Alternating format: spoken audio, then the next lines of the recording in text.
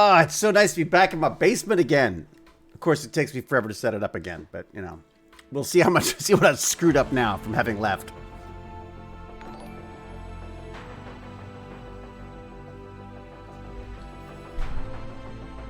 It's very inspiring music.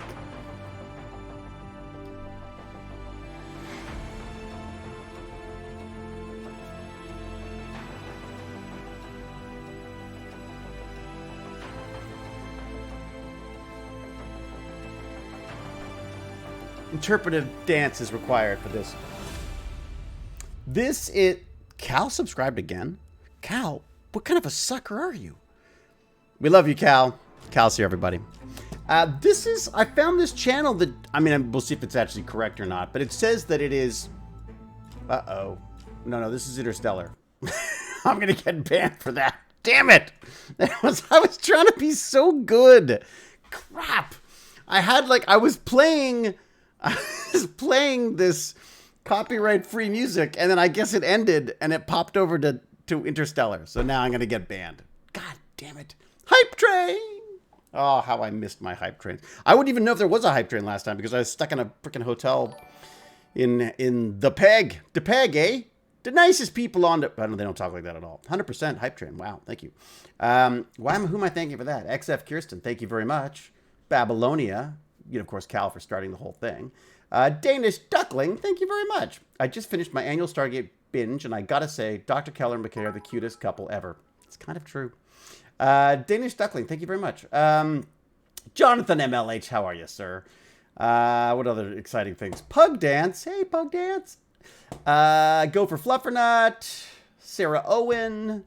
Let that one marinate. Hello, David. I got an orange here with your name on it. Oranges, I like oranges. They're okay, especially when they're chocolate. Chocolate oranges, big fan of those. Babylonia, lovely to see you too. Thank you very much. Hallie Drescher. Or Haley Drescher, I should say. Yeah, thank you. Hello, everyone.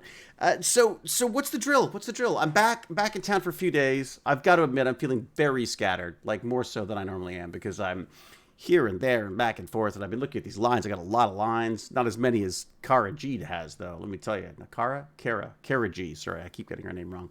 She's so sweet about it. I get her name wrong all the time because I'm an idiot, and she's always so sweet about it. That woman is just absolutely remarkable. Just a brilliant, just absolutely brilliant person to have on set with you. She's just fantastic as an actress, as a person, as a human, as a parent, it's just lovely, amazing. I got her. I got Peter Mooney, another amazing guy. God damn, that man's handsome. And then Aaron Abrams, who's just I think maybe the coolest man alive. Like he's intimidatingly cool, I would say, and intelligent. Really feel very sort of lucky. It's a nice little thing. And we got Jade. That's right, I forgot about Jade. We got Jade, who is an old friend from an old friend. She's not an old friend. Poor woman would be like mortified to think that I was her old friend. I was in Swearing Jar with her briefly. The two of us were cut out of it a lot, so we could complain together about it being cut out of my wife's film, and my sister's film. Jade was on. What's it called? The Widows? The Black Widow? She was in Black Widow. How cool is that for a start? Imagine starting out in Black Widow. That's got to be fun. Then, of course, you've got, Kara G, who's on The Expanse as well. So I'm kind of geeking out. I've also got this VFX guy who's, Adam is the guy who's directing it and wrote it. And there's just some really fun stuff there. So Winnipeg is, I've got to say, Winnipeg is a much more warmer and welcoming place than perhaps it would be without this cast and crew. I really feel. I think I mentioned this in the email of awesomeness, but I'm very, very fortunate. I've got like a really great bunch of people here, and they're talking about maybe even being able to do other ones. There may be more science fiction. This could be like a sci-fi generating machine.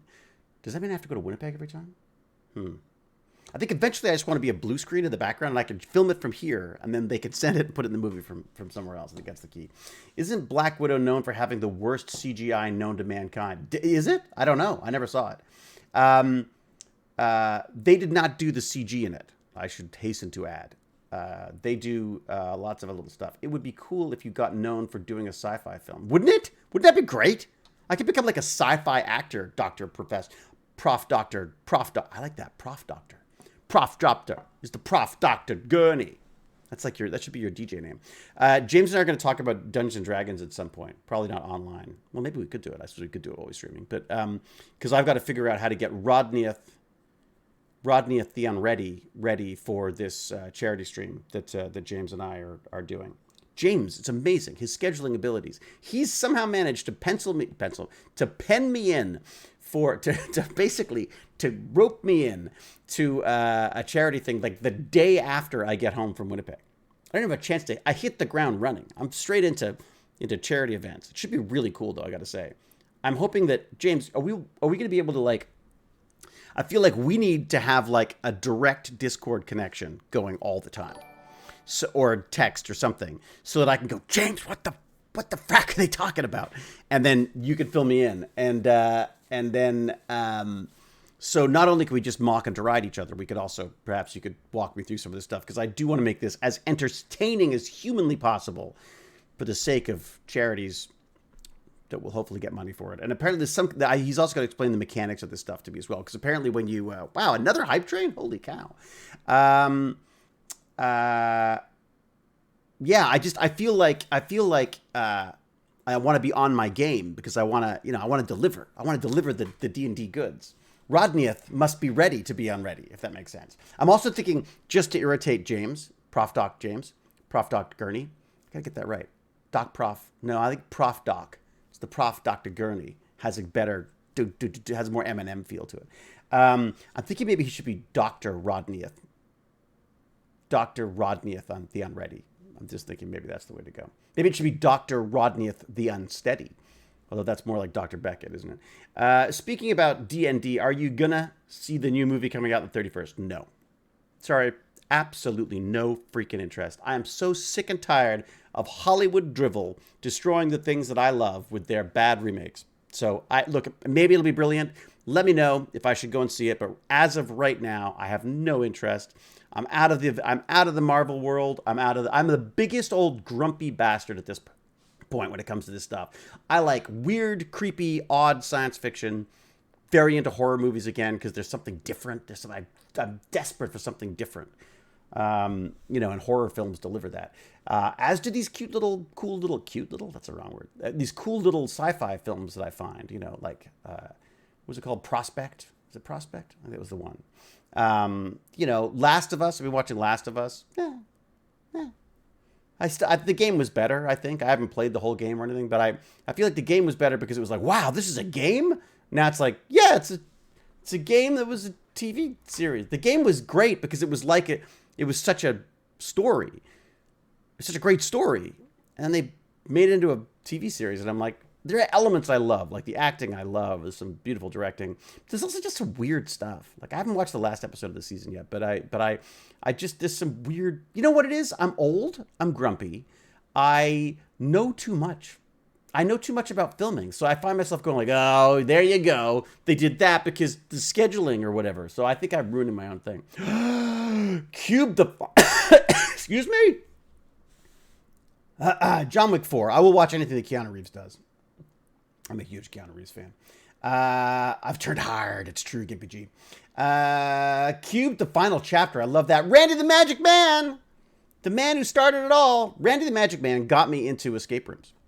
I mean, renewed my interest in escape rooms, should we say. And now I've got this whole, like, I'm trying to get escape rooms involved in everything right now. It's amazing. So huge thanks to Randy for that. How are you, Randy? I feel that way on a regular basis now, old and grumpy. Yeah, I feel old and grumpy, and I feel let down by Hollywood. I feel like Hollywood stars are all freaking aliens who don't make any sense and are completely out of touch with society and the world. And I think that the movies that they're except for the people I like, Jason, and Keanu Reeves. I think Keanu Reeves is cool. Look, I think a lot of these people are cool. I just think there's a weird disconnect between Hollywood and the rest of the world, and I'm craving something different.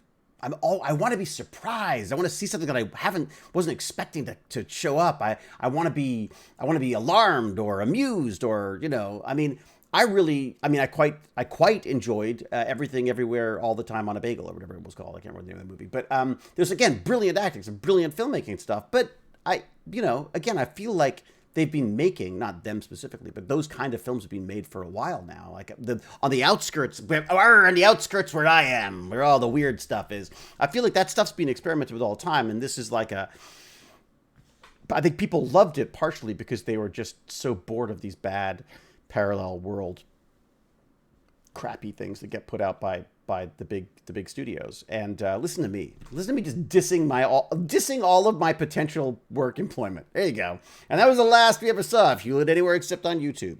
I'd like to be only on YouTube. How cool would that be? I'm on Twitch right now, aren't I? I mean, I'd like to only be on Twitch. I don't know what I'd like. What do I know? All right, Elizabeth with a Z, actually. Had a lovely breakfast brunch with Elizabeth with a Z. And picked her brains. I felt like just a giant, stupid sponge sucking up all the information she has about education and stuff. So, yeah, thank you very much. In fact, speaking of Elizabeth with a Z, I should probably do this. Because I've literally waited for this. So I said, I don't need anything. Don't bring me any. Please don't bring me anything. I said, please don't bring me anything from Trader Joe's. I don't need anything from Trader Joe's, I said. But apparently, allegedly, according to Elizabeth with a Z, who's with a Z, but I'm going to say Z because that's what I do. Apparently, Fluffy the cat had other ideas and felt that some shopping was in order and made the poor woman bring this entire not unheavy bag, to all the way from the States up here. So let's see what we've got in here. I thought I would share this with you. I haven't opened any of these yet. I've looked. I will admit I've peeked in. I've looked, but I haven't actually opened them or started using them because I wanted to make sure that everyone got to see them. So first up, we have Cocoa Baton wafer crackers. Those are those little curly layered things with the chocolate in the center. I can't spell because they're sealed, which is good, because if they weren't, they'd probably be bad by now. But they are filled with chocolate cream. So 100% healthy. Thank you very much, Fluffy the cat, for that. That's brilliant. What else we got in here? This was the one that I think... Oh, no, I didn't even know these were in here. Dark chocolate covered mini pretzels. Are you sensing a theme? Fluffy the cat wants me to get fat. And I will oblige. Oh my God, those do look really good. I've got to say, I'm a sucker for a pretzel in any form, basically. It's hard to have a pretzel that doesn't work. I don't like it with too much of that cinnamon sugary stuff on it, but yeah, with a mustard. I wouldn't put mustard on those. What do we got here? Oh, this is what we were discussing. Rolled corn tortilla chips, or they call them tacos or tacas. What do we call them? Taquitos. Something? David! Oh, everyone is telling you to wait because Fluffy's not here. Ah, I see. With the Petrick, it was horrible. Yes, yeah, there was a lot of oppression. Oh, I see. Tackies. They are the tackies. Well, that's okay. Someone can clip this. Unfortunately, I have to be in and out in 2 hours today because I've got to see my dad and my mom. But so if someone wouldn't mind, maybe they could clip this. So far, thank you very much, Fluffy the cat. I've got the cocoa baton, wafer thin cookies that are rolled in a little roll with the chocolate. Then I have the chocolate on the pretzels. I'm not sure why I'm French Canadian all of a sudden. And then there these. What do we call them again? Tackies. They are tacky. Look at those things. They're gonna glow in the dark. Those suckers. Oh, so maybe I have had a blue version of this, but I've not had a chili lime from Trader Joe's.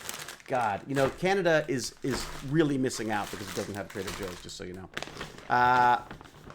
Okay, what else we got? Not just chocolate. A pound of chocolate. A wall of chocolate. Oh, look at that, baby. Look at that sucker. Woo-hoo. That is imported from Belgium all the way to Trader Joe's and then imported to Canada. Are we going to have... Elizabeth, am I going to have border guards coming and asking for, am I allowed to bring this? I'm going to eat it. I'll eat it before they get here. That is a big hunk of chocolate. but I don't think it will prove too difficult for me. And then one more thing. This, I believe, was an addition by Elizabeth. It's the pin that says "keeping my distance," which I think may have related to COVID, but she felt it probably worked better just from a grumpiness standpoint. So there you go. I'm keeping my distance. Taxman is gonna rock anytime. It's so true, James. Do you do your taxes, James? I mean, I know everyone does their taxes, but do you actually do the actual tax working out of stuff? Phil, what are you doing following? Phil, I mentioned Phil in my newsletter today because Phil has this, Bad Astronomer has this wonderful newsletter that I just love. It just brings me joy. Not only does it bring me science and astronomy and things that I don't know, it's like this wonderful, raucous, joyful, joyous, pleasure of learning, and just his excitement about this stuff is just wonderful. So I was recommending that to people in my my newsletter today. So I'm very, very appreciative that Phil has dropped by. But Phil has got a newsletter that you've got to check out because it's freaking great. I wonder if I could do that on this computer here without knocking my coffee over into my new computer. It's not that new anymore. Let me see. I should put that link in there. Do we have that? La la la. All right, please, everyone, talk amongst yourselves while I probably break something, because that's what I do. If you need some good chocolate from Belgium, just ask, says Sand Rougeloon. Greetings to you, Mr. Clean Tracy. Let me just get this Bad Astronomer link in here for you because he is rather wonderful fella. Here we go. Is Bad Astronomy... Is it your page? Do I just give them your Bad Astronomy page? No, that's not you. Is that some ripoff? There it is. It's the Substack. That's what I want. Okay. Ooh. He's got another one out already. This guy doesn't stop. It's unbelievable. Okay, let me get in here and update this with the Twitch thing. Here we go. Here we go. I'm now logged into my own channel. Oh, look, I got an extra follower. Maybe I should subscribe. Okay, he is seeing those chat smokers. What? What is a chat smoker? There you go. There you go. Substack. Done it. Randy Badger. The Final Cube movie has David's character not only be in the whole thing, but is actually mastermind the whole thing. What an M. Night. That would be great. That'd be the way to go. God, no. I might be a prof, but I couldn't work out how to do them. Yeah, the tax thing is ridiculous, isn't it? SJ Stack is best. Substack. SJ Stack? Substack. I see. He is... Oh, boy. What's going on? Have you watched... How quantum computers break the internet starting now. Ooh. Wow. That's cool. I didn't realize that the quantum computing had got to the point where they could actually do any hacking. Why don't I bring in our little Discord chat and see where everyone's doing. Phil, thank you again, by the way, Master of Bad Astronomy, for that newsletter, because it's just fantastic. I just, I don't always get to plow through all of them, but man, when I do, I found myself sort of giggling with excitement in this last one about the supernovas, and I had to credit your wonderful excitement and knowledge on this stuff. So there you go. And that's it. That's the last nice thing I say about you, because you always pick Kate over me, and it's not fair. Okay, so let me see. Going to my chat. It's true, he does. Voice chat. Hello, voice chat.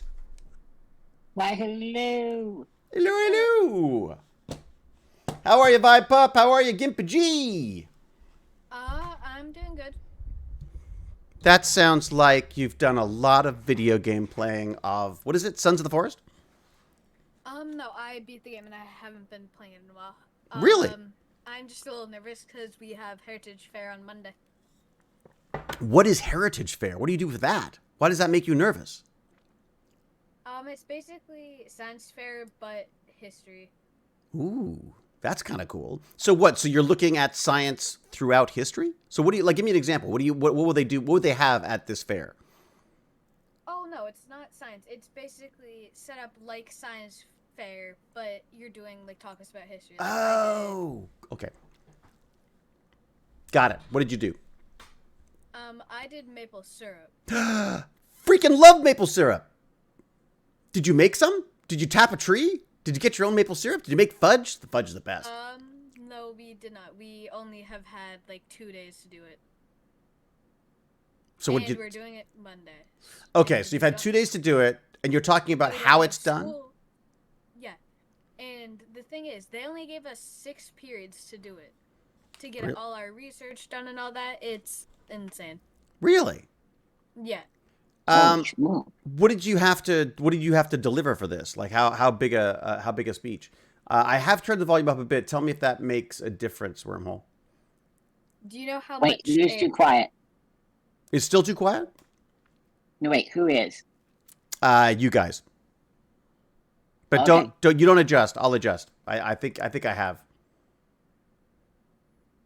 I think I have adjusted. It sounds good now, says Wormhole. Wormhole's fixed everything. Yeah, Okay, sorry. Carry on. Okay, so you only had 2 days to do this. Was the idea to rush you? I mean, was the idea for you not to have a certain amount of time or something? Or what was the No, I think they're just being stupid with it. really? And they put the science fair and the heritage fair right by each other, and That is odd. teacher said no, that's not enough time, but then apparently the vice principal said no, we got to do it. Just because of Drunk time, from power. scheduling. Yep. They'll probably the other problem is a lot of the time it's getting the spaces right. I'm assuming.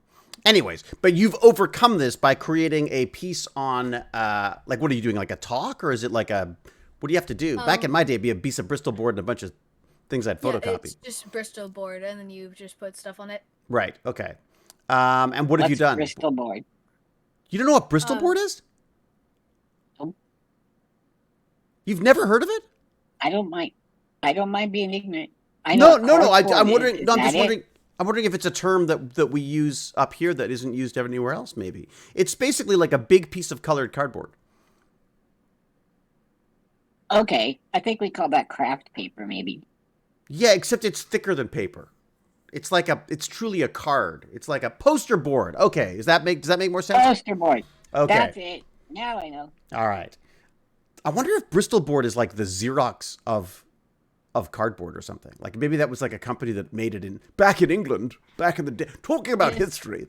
You should do a history of Bristol board. There you go. Okay, so you did probably one of the Canadian greats. Invented Bristol. Thick paper. Barry Bristol. So, you got to name it after him. Yeah. Yeah, Barry Bristol created the thickest piece of craft paper that they could find. Okay, so you did you get to do anything fun with it at all? Like surely with maple syrup, don't you get to? I would just drink a lot of maple syrup. We didn't have enough time to do it though. Really? Damn it! Drink it? Do they tap maple syrup out there? They must. New Brunswick must have a million frickin', is it whatever it is? I think it's New Brunswick. They got to be a million maples out there to tap. But dude, isn't it? What was that? Isn't it like 60-to-1 reduction rate, or maybe more? Like 6 gallons of the maple sap turns into 1 gallon of syrup or something like that. You know that there's a whole mafia? There was a whole mafia that ran the maple syrup here. They're making a movie about it because people were like, I don't know if they were murdered, but they could have been murdered. There was a giant maple syrup heist here that someone stole like, I don't know, something like crazy, like $25 million worth of maple syrup from a warehouse or something. Because it's like OPEC. They have like an OPEC. They have a group. Okay. That is the design was to buffer it because it's such a some years you get a lot of maple syrup, some years you get a little. So in the lot of years you don't want to be selling it for nothing, and then all of a sudden the next year shows up and you don't have any. So that's the theory anyway. So what they did was they ended up like warehousing huge amounts of maple syrup and tucking it away for a rainy day so that they could maintain the level, basically price fix the level of maple syrup, right? But somebody went in and stole all of the maple syrup that was being stored by siphoning it out and putting water in. And they only discovered it because they were like, wait a second, maple syrup shouldn't make that barrel rust. They're like, that barrel's rusting and leaking. What's going on there? They started opening them up. It's all freaking water. It was all sugar water because they'd stolen it all. Should have put that in your history thing, Vibe Pup. America's I did put some about the heist. You did? No way. Oh Dude, you rock. Great.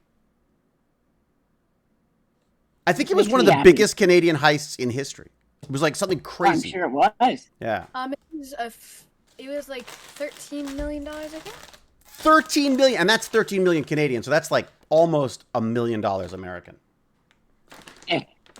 I'm joking. It's not. I just love the Canadian mafia. I got some syrup over here. Yeah. If you know. But that's like some syrup. I'm not saying. I mean, that's why it's such a story that's stuck with people, right? Because it's so somehow Canadian. That's what people get it. Ah, there you go. Yeah. Well, so sorry, Vibe Pup. I know you're probably bored of maple syrup at this point, but give me would you mind giving us the basics? Like, what do you got about it? We got how it's made. Okay. And how is it made? Wait. Yeah. You tap a tree and then you heat it up until it is 66% sugar. And then... So you're evaporating the water? Wait a second. So go back to the tapping for a second. When you tap the tree, this is something I've never understood. Do you put a hole in it and then put the tap in? Or do you just put a hole in it? How does it work? Hey, Pac Bomb, thank you very much. I actually do not know. I still need to get the information about that. I'm assuming you've got to put a hole in it, and then you've got to put something for that hole to trickle the stuff out of, right? I'm guessing? But I've only ever seen people like tapping things into a tree and then they walk away. So I don't even know how that works. I'm going to look it up right now. I didn't mean to put you on the spot, but yeah. I'm just curious. Okay. How to, what do we call it? Tap a maple tree. There you go. Yeah. Also, if you could, I'd really like to know what how far you have to condense it to turn from the watery sap to the sugar.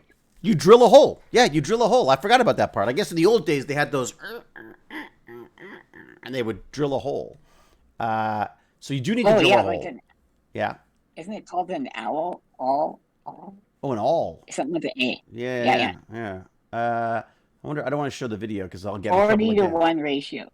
Holy 40 to 1. Wow. Okay. So the 41 means you got to boil that sucker down, boil off all of the water, I guess. And then you get that wonderful treacly. Oh God, it's so good. My favorite thing was maple syrup. Again? Maple syrup fudge. Oh, because I was I was streaming music at the beginning, which was copyright-free music. But then I guess the YouTube video ended, and so it went to the next one, which is the Interstellar soundtrack. So this is a long time ago. Yeah, notice the whole beginning. No, the beginning of like today's thing. I was dancing to music that I can't dance to. It's going to have to all be silent. I'm going to have to like cut it out or something. Otherwise I'll get more stupid things that, coffee with maple syrup is incredibly good. Okay. Sorry. So we drill a hole, then you put the tap in, right? Is that right? I'm looking at it up. Something like that. Okay. The tap's got to be special, right? I don't think so. So it says there's a hook to hang the bucket on. Yeah. And it looks like it's just a tube. So you drilled your hole, and then you put the thing sits. Now this is beginning to look obscene. But you and then the basically it's like a little spout that you tap into the tree that has a hook on it. You hook the barrel onto that. It drips out like that. Someone must have automated this though, haven't they? They must have automated that. There's got to be like some kind of. Bet. Yeah. Dave, couldn't you grow a tree that just has like little spouts on it? You just turn the spout. Wouldn't that be difficult? They wouldn't have punctured into the tree then. They would have grown into the tree. You need to jam that. You need to hurt that tree. That tree's got to bleed. That tree's got to get. It's got to bleed maple syrup. You know what I mean? Well, it really is bleeding maple syrup. The pain's half the flavor. That's it. Exactly. So I don't see anything yet, but there must be a system of taps. Yeah, look at that. Syrup taps. So they've got taps that you put in, and then they have tubes, and those tubes, I guess, can be run to wherever you want to go. All right, once again, we have interrupted Vibe Pup. So Vibe Pup, we've drilled a hole in the tree, we've tapped a tap in. I guess that's why it's called it's also a tap, I guess. And then we boil that sucker in a big vat until we've got rid of, what do we say, 40% of it is gone? Or 60% of it's gone? Until 66%. Okay. Sugar. Okay. Yeah. I see. And then what do we do? Then you filter it. Sorry, Jonathan LH was making fun of me because of my finger movements. He said I was explaining how baby trees were made. Sorry, Vibe Pup. Once again, I blame Jonathan MLH for that. I think my headphones just died. 1 second. Oh, really? My headphones will die too if I don't plug them back in again. Hang on a sec. Jonathan MLH. He did a good one. He made a funny. Yeah. I don't know why I'm getting Walter White vibes here. It might be the goatee. Yeah, there is a... Ooh. You know what? There is a Walter White look to me today, isn't there?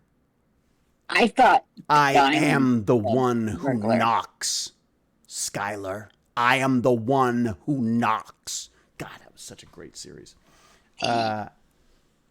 AutoMod has holed a message because it said Van Dyke.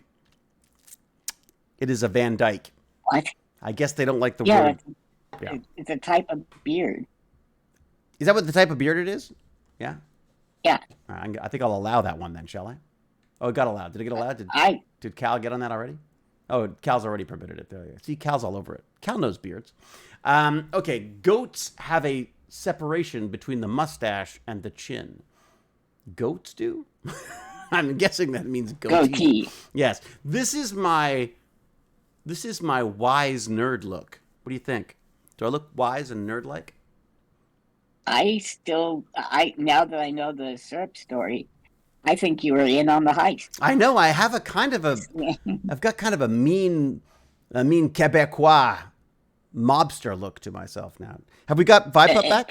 Yeah. Did we lose Vibe Pup? No, still gone. We can't hear you, Vibe Pup, in case you're trying to speak. Oh yeah, I just muted my mic by accident. Oh, okay. Whoops. All right. So we've tapped. We've put a hole in the tree. We've tapped the tree. We've boiled the stuff, and then what do you do? How do you get? Wait a sec. But is that consistency? That 66% consistency? Is that what I'm drinking when I say drinking? I mean, of course, just putting small amounts on my pancakes. Yeah, it is 66%. I think. And 66% sugar. Does it need to be preserved or anything? Do you need to put Oh my God. I mean, it's boiled, I guess, right? You boil it and bottle it in a sterile bottle. I guess you're probably okay. I would think. I do not think you do. But I mean, whenever There's a The name for takes the water out of desiccant. Is that the word? A desiccant? I think sugar is a desiccant. So bacteria to get into it just get the moisture sucked out of them and they die. Yeah, Elizabeth is saying really hard. Elizabeth is saying with that much sugar, you probably don't need it. You do not add preservatives. Yeah. The sugar content is so high, it acts as a preservative. Wow. Jesus. That's great. And that's the best stuff, too. The maple syrup that's just pure maple syrup. Remember that horrible old, what was it, the Aunt Jemima stuff? It was racist and disgusting. Was it called maple syrup or just called syrup? Oh, it was called syrup. That's right, syrup. Yeah, I remember that. That was always like I guess I mean, you could only have 2 pancakes. With real maple syrup, you could eat 100 pancakes and you never feel that sick. Well, you could try. Table syrup. Oh, God. What a terrible name. Table syrup. Would you like you like some nice, fresh table syrup with that? I don't know why I sound like this. It's the goatee. In fact, if you do get a bit of a mold on top of a maple syrup, you can skim it off, reboil, and it's fine. Ah. Pac-Mum, am I getting the sense? I'm getting the sense that Pac-Mum is in the know. Pac-Mum, are you a part of this maple syrup mafia? Oh. She could She be. does I wouldn't seem put to it be past her. dropping She seems to be. some knowledge She bombs. knows her stuff. It's true. Angelina Goli. If you buy a bigger bed, you have more bedroom, but less bedroom. Ah! Look at that. First time chat. Comes in swinging. That's great. Dropping some dad like this. You are obviously going to be welcome here, Angelina Goli. If you're going to drop, gold like that, you are only welcome. In today's modern sugar houses, much of the water content of the sap is removed by using something called reverse osmosis, which sounds sciencey. I know what that is. What do you got? Let me know. What is it, DPG? Reverse osmosis is you have a semi-permeable membrane that, like, one direction you can get stuff through and the other one you can't. Like, let's say you can take from left to right. Well, you put it under so much pressure that you actually take it from right to left. So it strains out basically anything. We had one underneath our sink for water. So it's just a one-way permeable membrane that just filters out anything you don't want. But it's so small that it can filter out water? No, it filtered everything out of the water. Oh, I see. That you didn't want. Oh, I see. So you're just pulling out the maple syrup as opposed to, of course, that would make far more sense. Well done, David. Really? So they reverse, but there's something so much nicer about the idea of, like, I feel like maple syrup would taste better if there was, like, cedar or maple. That was it. Maple wood burning and the big copper pot boiling. I feel like it would taste better that way. Don't you? Yeah. I think so. For sure. What if redwood trees made syrup? That'd be awesome. Do no other trees make syrup? I mean, other trees make syrup, not obviously. That I know of. But not sweet syrup like that I can think of. No, there must be other ones. I mean, I'm trying to think. There is a guy on YouTube that tapped other trees and made syrup. Oh, okay. There are distinct differences in the taste between maple syrup boiled over wood compared to oil-fired burners. See? Pac Mom, who is the basically leader of the maple syrup mafia, she says that we have just discovered stuff. I'm telling Amazing. you, there's a dark backstory to Pac Mom and her dental hygiene. I'm telling you. If I had, David, if you wake up and there's a bottle of syrup on your pillow next to you, I'm just saying, you might be saying too much. Or just the top of a maple tree. Just the top. It's like just, oh God! That'll be it. Every tree makes sap. Yeah, I figured that, which is what syrup is made of. But the other types of trees probably don't taste as good. Aha. LOL, not quite, but I could definitely give you samples and you'd taste it. Interesting.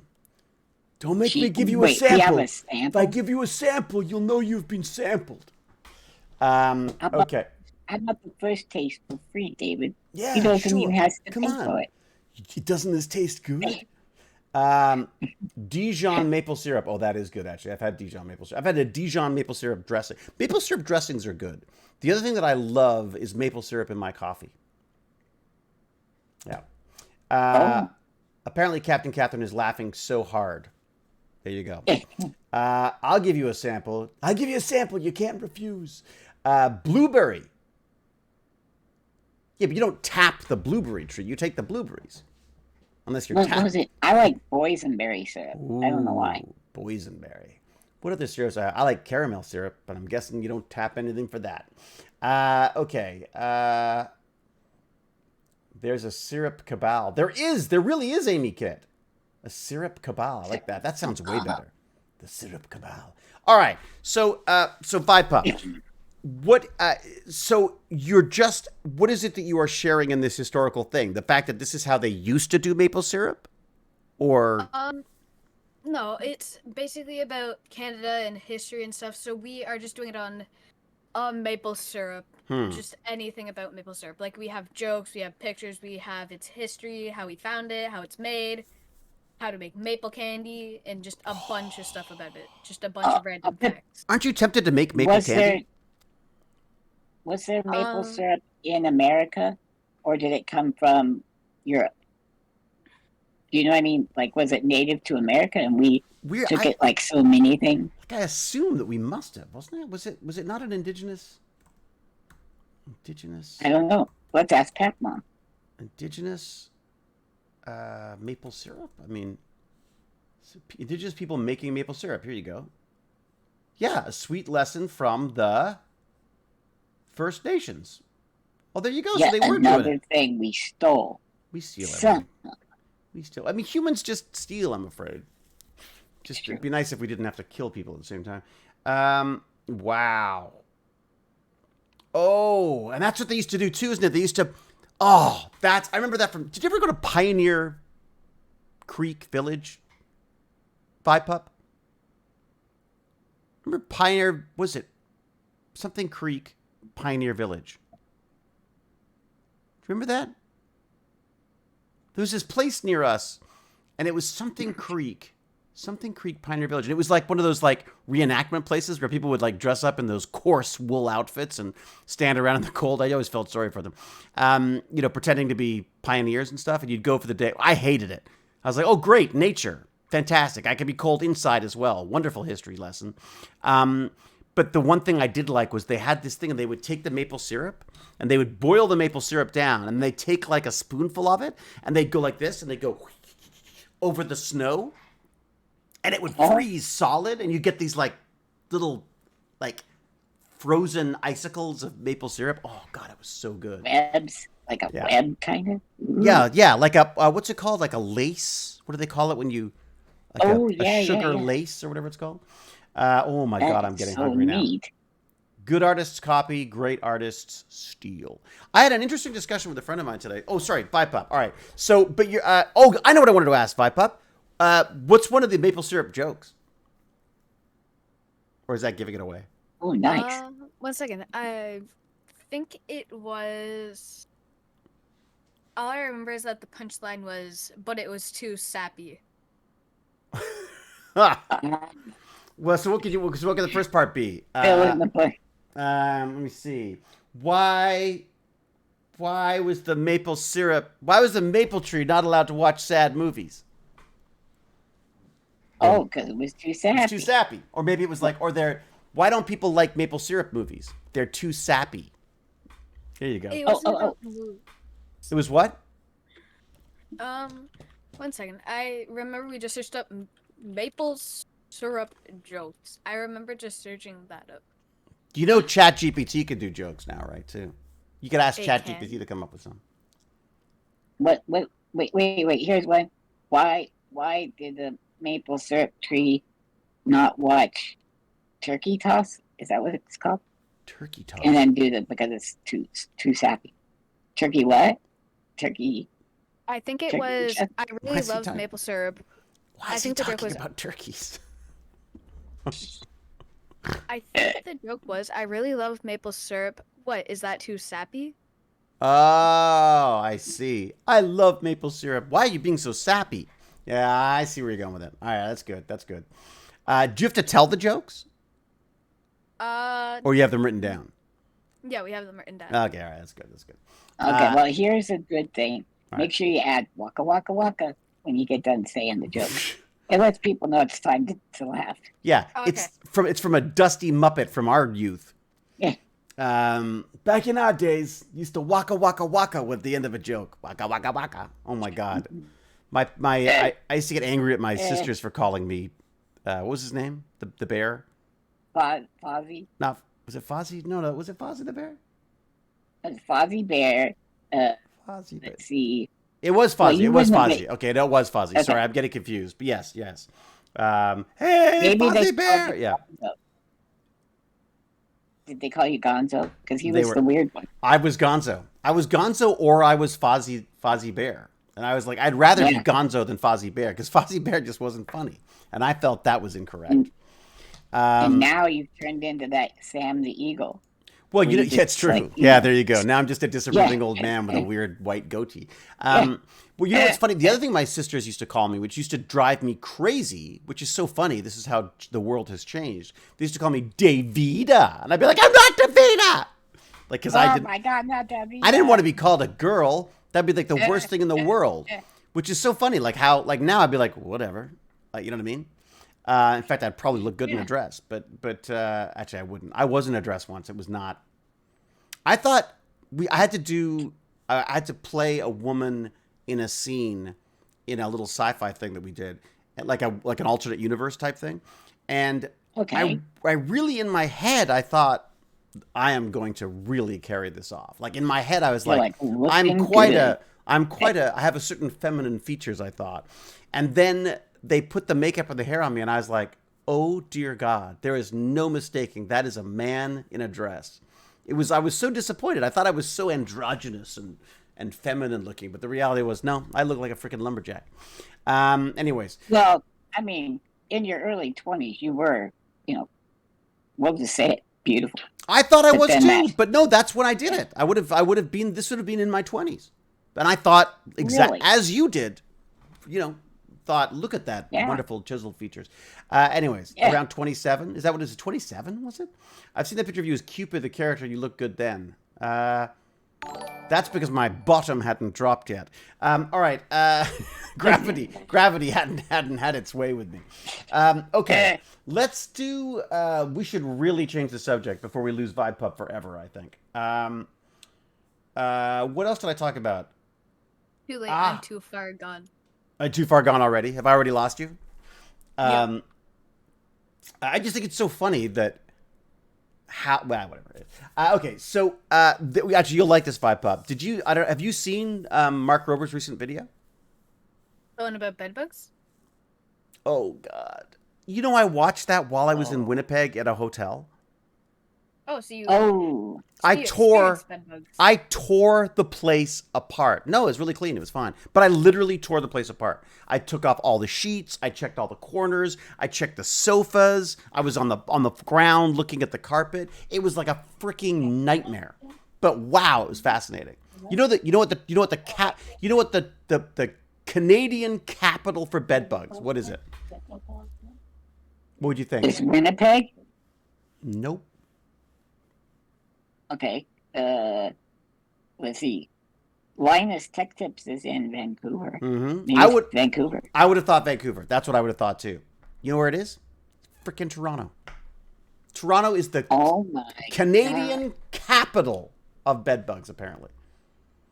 I don't know. It's like it was a newspaper. I only saw the heading of the newspaper. They might have just been making crap up. But apparently we're like one of the top bedbug places to be. If you're a bedbug, this is the place to be. There is only like 3 places in Canada, right? Oh my God, Prof. Oh, nice, Gurney. Oh, Prof. Doc Gurney, come on. Don't laugh, Babylonia 51. You will only encourage them. Okay, so the latest Mark Rober video that I saw, maybe I'm behind, is this Zipline company, which I've seen before. Not him, but I've seen Zipline. I was fascinated by them because what everyone else was like, oh my God, it's so cool. They're little helicopters. They're all like these buzzing around and dropping out of the sky and hitting birds and getting taken away by eagles. Everyone was so excited about these stupid drones. And I kept thinking, what a waste of electricity. Like, wouldn't a plane be better for a lot of this stuff? And sure enough, Zipline have been hurling planes into the sky. Literally, they have like a giant slingshot, and they fling these planes into the sky. So they reach their cruising speed within seconds without using without using a lot of electricity. It flings them out. Little propeller starts going. They fly across Rwanda and drop bags of blood at the hospitals that need them. Isn't that freaking genius? Wow. Yeah. And then on the way home, they fly home, but instead of all that coming in for a landing and all that crap, that's fine. They have a system where they fly between 2 poles, and the system just goes, oh, there's the plane, and flicks up a piece of wire, catches the hook at the back of the plane, catches it out of the sky, just grabs it out of the sky like a bird. It's freaking genius. And this video by Mark, it's crazy. Oh my God, it's great. It's so low tech and so smart, and it's happening in Rwanda. And now I guess they're now moving into drone delivery as well. So they're going to have these they're gonna have these drones. They've redesigned a propeller so that it's like this weird. It looks like a chicken wishbone. And they've what is this? David, the sci-fi commercial with you in the dress is on YouTube. Oh, great. Oh my! That's nice. That's nice. You know, so let's not post that. I'll see if I can find it. But this company is now, they've redesigned the rotors on these helicopters so they are 1 billion times, and that is an exact number. They're much quieter than regular drones. And what they've done is they've got a cable. So they've got a little compartment, there's a little cable, and it drops the compartment down. So there's none of these whirring lawnmower blades near kids and pets and things. It just lowers it down on a cable, drops it off, and then takes off. And that's how it delivers your food or salads or medication or whatever it is you need. And the thing that really got me was Mark Rober, being Mark Rober, the genius that he is. He was like, what if we sized this up so that it could be an ambulance? Right? Imagine an accident. Those initial G's are gonna, definitely cause injury. So it's a one-stop shop. No, these are different drones. We're not flinging people on a slingshot. Okay. You're right. I'm jumping around a bit. So there's two different types of drones. The drones that they're using in Rwanda right now are more long distance. They're like they drop like those airdrops of supplies and food and stuff. It's like a mini. Well, it's like a large model airplane that has the capability to drop these packages off with a little parachute, so they can very quickly traverse as a crow flies, literally, to these hospitals and can deliver the blood that they're looking for. For transfusions and stuff within 15, 20 minutes in some cases, which is just obviously makes a huge difference. It shows you how context changes everything. During the 1300s, if people are lobbing blood into your city, that's war, right? Right. And because they wanted to get the plague in there with you. Yeah. But now it's safety. Right. Or life-saving measures. Yeah, it's incredible. It is kind of cool. Yeah, they've turned the trebuchet into a weapon of medicine as opposed to exactly. Although I'm sure someone. Pac-Mom. What is Pac-Mom out of here? Our Pac-Mom IQ has gone down dramatically. I was gonna say, has the syrup mafia come in to have you been sharing too many secrets? Are you safe? Lots of love, Pac-Mom. Thank you very much. A pleasure, as always. Okay. I posted the video for the Rober video. It's in the chat now as well. I will only, just for the sake of Gimpy G, look for the sci-fi trailer. David. So it was a sci-fi commercial. Yeah, it would have been David Hewlett as Cupid, you say? No. The Cupid was a whole other thing. You don't want to go there either. That was a whole other thing. That was a film called Where the Heart Is. Why don't we get an AI to find it? Yeah, why don't we? I can't find the video. I'm sure someone will figure it out. Someone will find it somewhere. There's all sorts of stuff on there that I didn't even know I was in. Thank you, Captain Cathy. It was an elevator sci-fi trailer. That was it. Elevator. There we go. Sci-fi elevator trailer. It's got to be in here somewhere. Nope. Oh my goodness. How hard is it to find these things? I don't know. Let me see. I'm looking at it. Who even knew they existed? It's incredible. Trailer. There we go. Let's see about this. Nope. I guess it was a long, long time ago. It was a long, long time ago. All right. Outland. Oh, one of my favorite sci-fi. You ever watch Outland? Such a great sci-fi. Wait. Was that the moon one? Were they prisoners or something? No. Yes. It was, no, sorry. It was like High Noon in Space with Sean Connery before he was, incredible. Okay, yeah, Sean Connery. He was probably inappropriate then. I like that one. Yeah. That was awesome. Oh my God, I love that. Sci-fi elevator. Is that, why can I not find Xenos has it at the ready. Oh, got it. ID 1. Oh my God, it's in standard definition. That's going back a ways. Here we go. Got it. Oh. James as a redhead. Was that it? James has already got it. There you go. Was I a redhead? Was I? To be fair, Z knows had it first, but that's okay. Oh, good Lord. Yeah, no, that is just not pretty. Okay, there you go. So you've got it. Good. As long as you've been able to find it. I've been playing Farscape. Plex has it going on right now with commercials. You know what I was doing while I was away? I was watching Homes on Homes renovation shows the entire time. Shocking the amount of stuff I could watch on that. All right, so Zipline. I want to talk about Zipline. I talked about Zipline. They are... I just thought it was such a neat, as you said, like a use of very simple technology. Not simple, obviously it's not simple, but you know, a plane has wings. It could stay afloat. You know, it could glide if it needs to. You know, helicopters, octocopters, all these things, they're flying with a million little. When that battery dies, that sucker's falling out of the sky. Yeah, like a rock.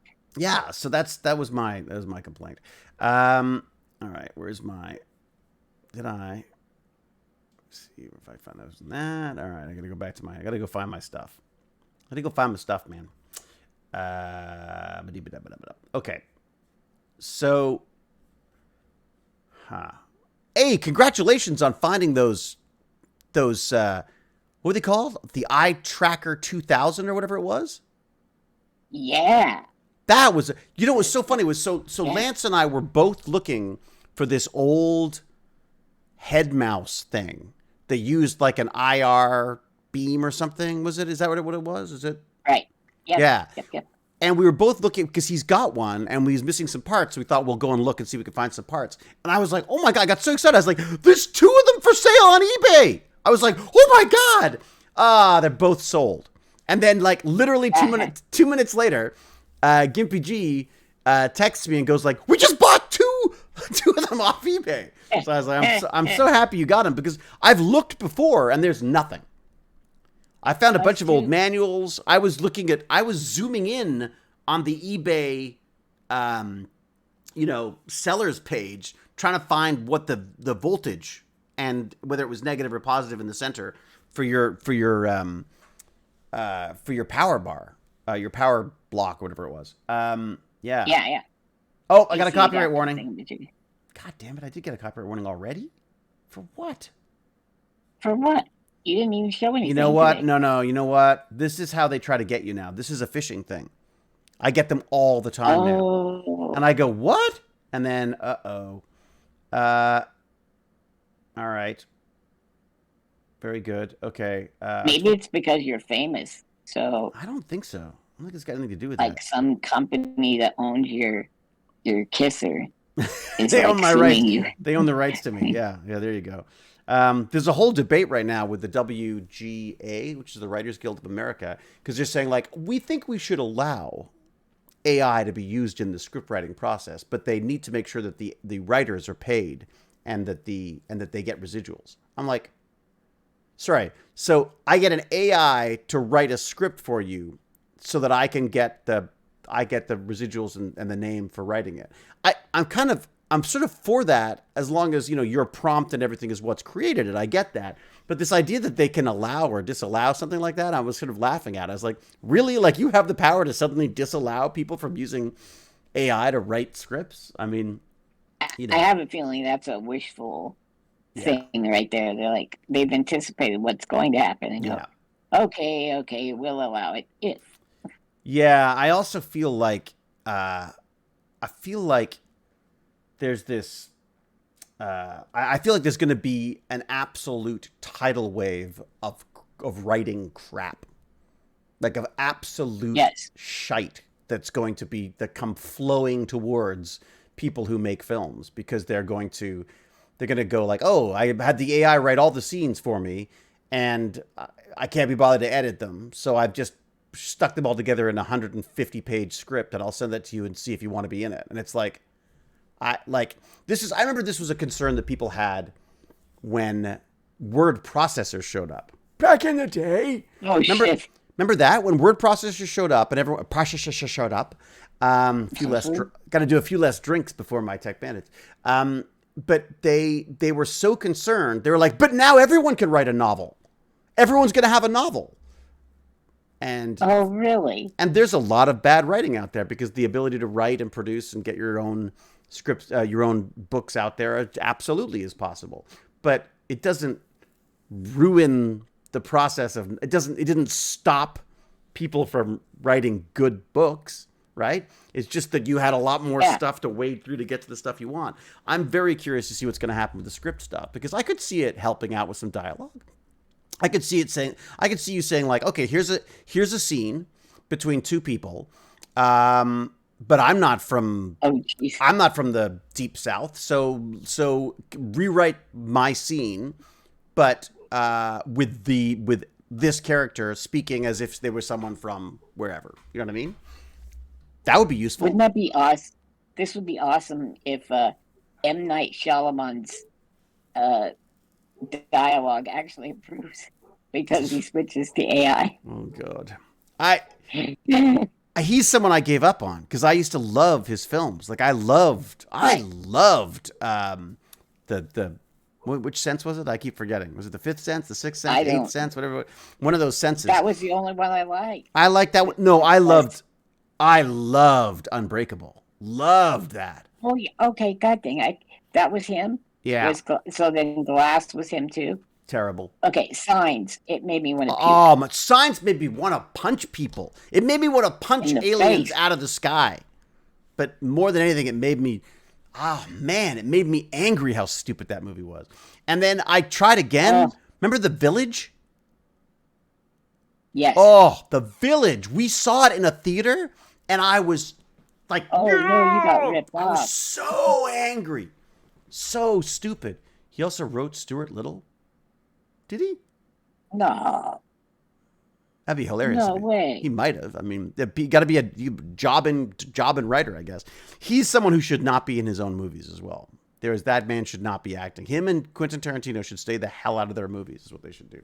Quentin Tarantino should just hire him. Taika Waititi, he can be in there. That's my God, put him in everything. Oh my God, absolutely. Put him in movies he didn't write. I like that. Yeah, fantastic. Him as Hitler, that was oh my awesome. God, it was brilliant. Hey, Vibe Pup, have you seen that Jojo Rabbit? I have not watched it. I think you'd get a kick out of that. It was a funny movie. It's a funny movie about the Nazis, which is bizarre. Like how he did it. It's similar to I think it was better, but it was similar to a film that was done by Roberto Benigni, which was Life is Beautiful. Remember that? It was a comedy about the concentration camps. I have no idea how it holds up now, but I remember it was a joyful and poignant sort of take on this hideous, blot on human history. Did that have Robin Williams in it? No. Did it? No, it's Roberto Benigni. No. Roberto Benigni. Principessa. I remember. That's what I call my... over the top of everybody at the Oscars to go accept it. Did he? Remember, he didn't go to the aisle. He walked on top of good for him. Yeah. Oh, God. Yeah, it was amazing. Where do you fall in District 9? I love District 9. Cronenberg 13. Yeah, loved it. Loved it. One of my favorite father-son stories of all time. It's a father-son story. It's like literally about a father and a son alien, basically. I absolutely loved it.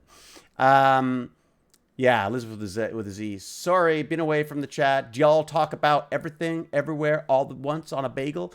Yeah, I enjoyed it. But as I said, I felt like I'd seen a lot of those kind of like cool, what would you call it? Asian inspired action film stuff. Oh, I did not see that. You haven't seen Everything, Everywhere, All the Time? Not yet. No. Oh, dude, I think you'd like that. It's too long, but it's really good. Really, really good. Performances are amazing too. Amazing fight sequences, like freaking awesome fight sequences. Michelle Yeoh is awesome. Michelle Yeoh is. Did you hear that? Brilliant. Her part was actually written for Jackie Chan, but then she got it, and everybody is complaining. Oh, woman. Oh no. What? Why really? does a woman take Jackie Chan's place? Yes, I hate people. I don't like people either. People don't have the imagination. That's the problem. Look, to be fair, Lots of people here. When I heard that way back, when I heard that Starbuck from Battlestar was going to be a woman, I was like, that's ridiculous. Why do they have to do Katie that? Sackhoff. Like, I literally was like, well, that's stupid. And it's just because I didn't have the imagination. Like, that's, once I saw it, I was like, holy crap, this is way better. There was a male Starbuck? Like, now it feels weird to have a male Starbuck. Like, I feel like, if you want to criticize stuff, I'm totally fine with that. Like, I'm, me, I complain about everything. But I feel like, I feel like my biggest mistake throughout my life is complaining about stuff I don't know about, right? Having a knee-jerk response to something without being able to, to back it up. It's so weird how a lot of these people seem to believe that sci-fi or fantasy actually was like, I don't know, some kind of divine gift from the heavens, and it popped into somebody's brain fully formed. And they don't really realize that, okay, if you have a sci-fi character or a comic character from the 40s, they weren't going to be black because they wouldn't have published it. Dude, look at Logan's Run. Logan's Run's Utopia was a bunch of white 30-year-olds. Oh, yeah. Remember that? The only person of color in that movie was like the guy at the very end or the very beginning? I can't remember. There was who was stuck on the outside of the dome. But it never occurred to me to think of that. It took who this full circle. This was Bad Astronomer in his newsletter brought this up. Another major freaking point. Let's give Bad Astronomer a full 10 points for that, I think. Yeah. It's true, Nick. It was very Hitler-esque. It was very sort of Nazi, blonde, blue-eyed kind of. True, Elizabeth. Without us. But what's creepy is that I didn't even notice, right? Because it didn't. Looks fine to me. Because we were the white guys. We were a bunch of white guys at the party. I mean, that was that was it.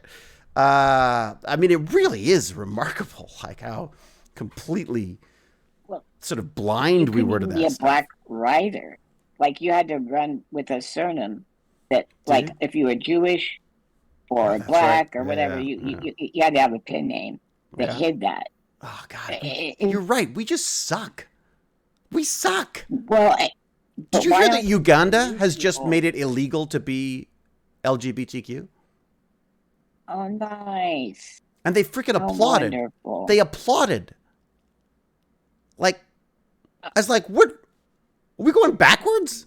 Are we like in some kind of a weird... Are we going... We're going to be like back at like hitting each other with freaking bones and stuff? Like, what the hell?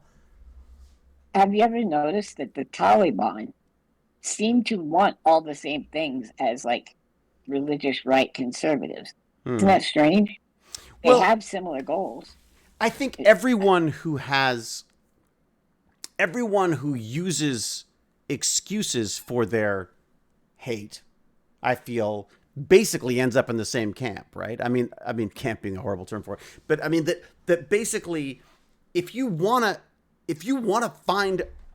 to make up reasons for why you hate someone, or hate a group, or are worried about a group, then you can almost all be put in the same department. Because if there's, I just don't understand. I don't understand. Did you see the Jon Stewart with that gun guy? He was some guy talking about. Oh yeah. He's like a state senator from Texas or Oklahoma or Tennessee. And he's like, so you want chaos, right? No, I want to fix chaos with guns. That kind of stuff. Yeah, it was bizarre. He tore him to shreds. It was absolutely bizarre. And again, like, I understand that people are going to have different perspectives on this stuff. Absolutely, totally get it. I made a comment. My son. I mean, he did. I said begged. Oh, I saw this. I said begged because I was being dramatic about it. But, you're an actor. I'm an actor, for God's sake. I have trod the boards. Yeah. So my son said, "Dad, could you post about this thing?" And I was like, "What? I have no idea what that is." Like, I had no idea what he's talking about. So I looked it up, and I was like, "You want this? You want me to talk about this?" And he's like, "Yeah, like they shouldn't do that." And I was like, "You know what? Okay, no, like that's." As a father, I felt that whether I understand that there are nuances to this thing. I understand that, Jimmy Stewart, he went to the government and had to fight for rights, and I get that there are checks and balances, and there are things that you need to do to make things happen in politics. I understand that, but at the same time, when does it get to a point? There are no.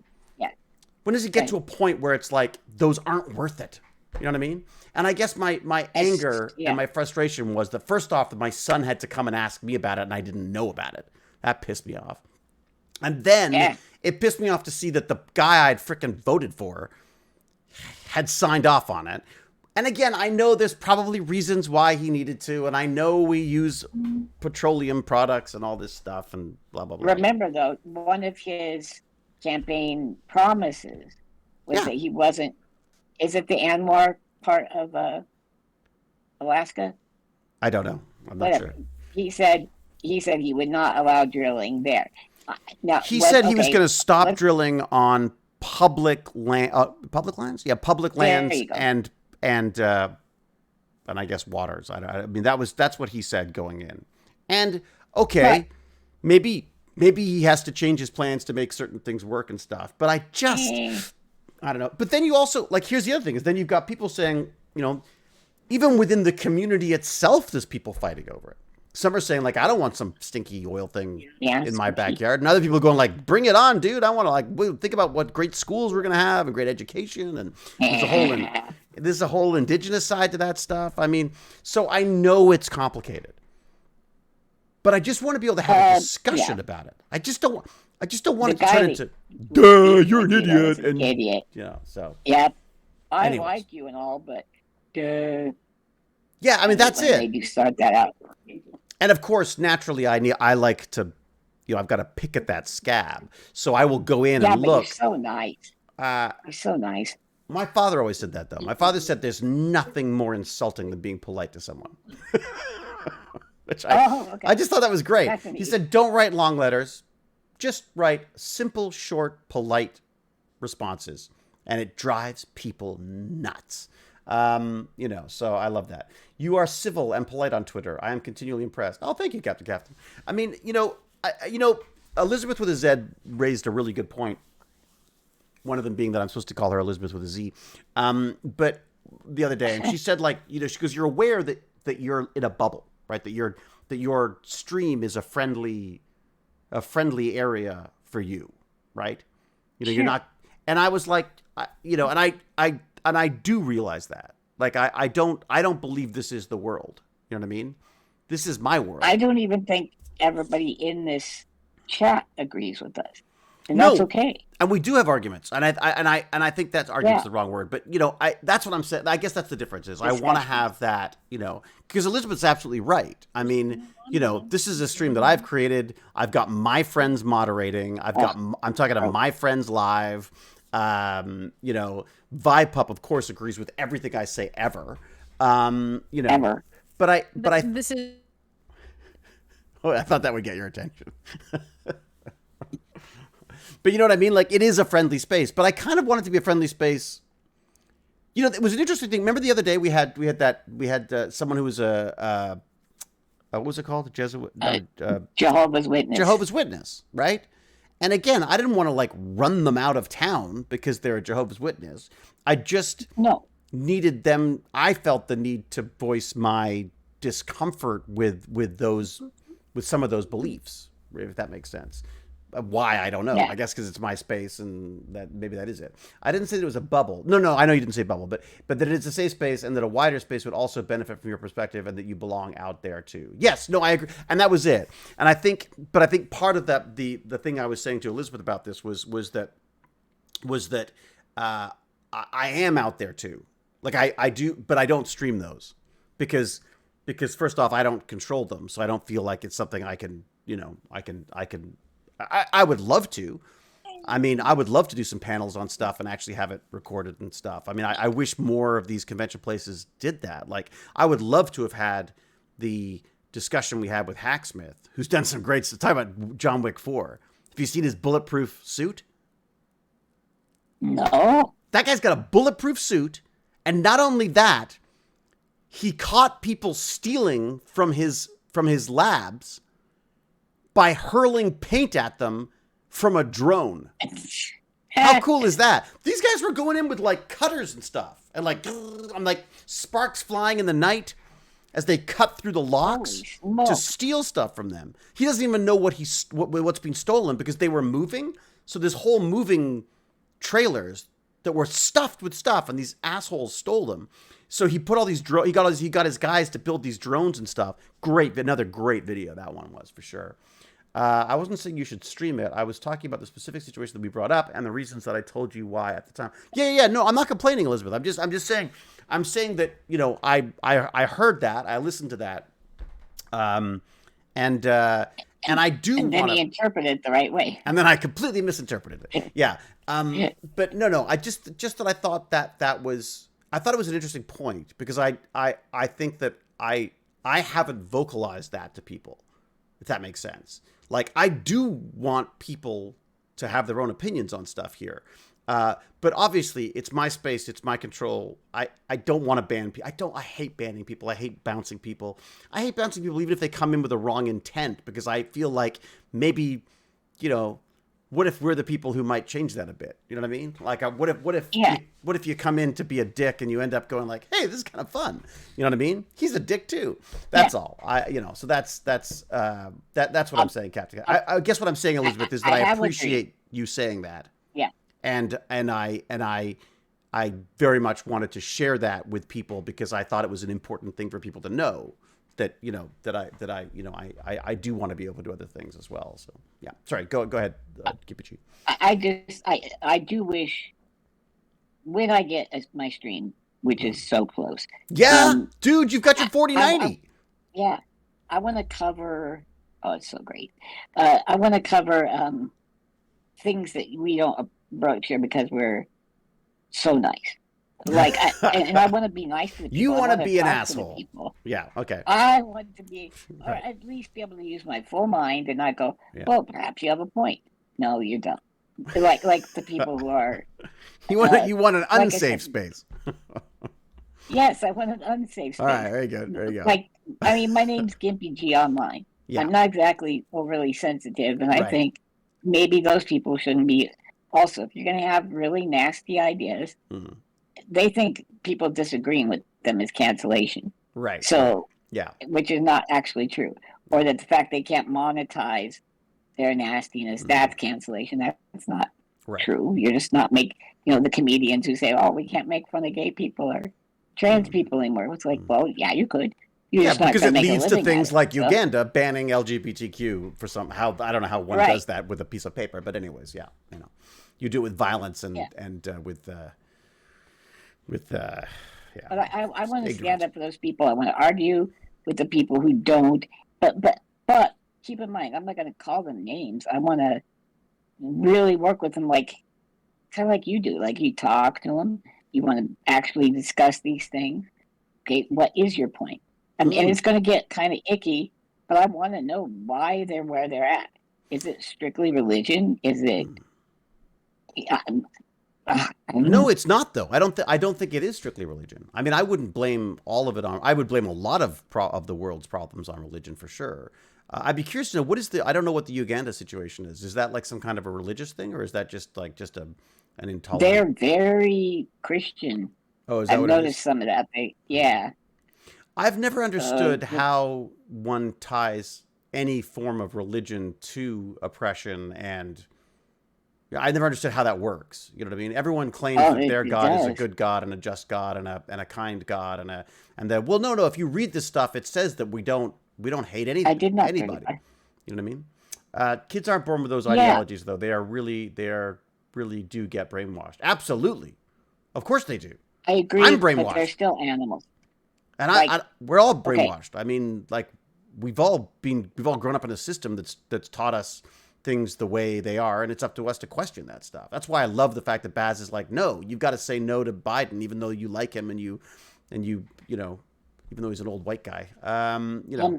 So kids are awful though, right? I mean, when I was in grade school and kids would do terrible things just because they could, you know, I was defenseless to it, which never stopped me. But anyways, it was not.